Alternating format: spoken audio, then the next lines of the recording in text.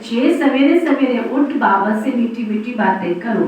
विचार सागर मंथन करने के लिए सवेरे का टाइम बहुत अच्छा है। प्रश्न, भक्त भी भगवान को सर्वशक्तिमान कहते हैं और तुम बच्चे भी, लेकिन दोनों में अंतर क्या है? उत्तर, वो कहते हैं भगवान जो चाहे कर सकता है, सब कुछ उसके हाथ में है।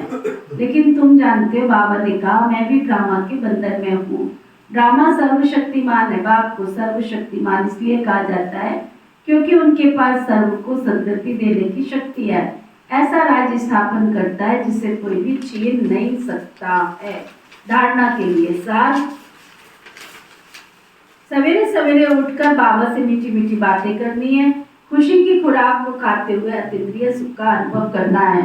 सतयुग की राजधानी स्थापन करने में बाबा का पूरा पूरा मददगार बनने के लिए पावन बनना है। याद से विकर्म विनाश करने, भोजन भी बहुत शुद्धि से बनाना है। वरदान, सतगुरु प्यारे बाबा का वरदान, दिव्य गुणों के आवाहन द्वारा अवगुणों की आहुति देने वाले संतुष्ट आत्मा भाव। दिव्य गुणों के आवाहन द्वारा सर्व अवगुणों की आहुति देने वाले संतुष्ट आत्मा भाव।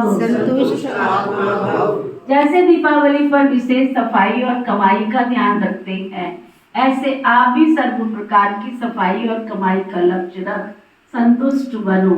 संतुष्टता द्वारा ही सर्व गुणों का आह्वान कर सकेंगे। फिर अवगुणों की आहुति स्वतः ही समाप्त हो जाएगी।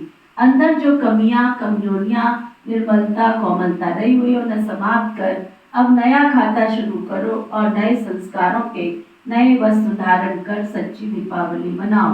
स्लोगन, स्वमान की सीट पर सदा सेट रहना तो दृढ़ संकल्प की बैंड अच्छी तरह से बांध लो। अव्यक्त इशारा, स्वयं और सर्व के प्रति मंसल द्वारा योग की शक्तियों का प्रयोग करो।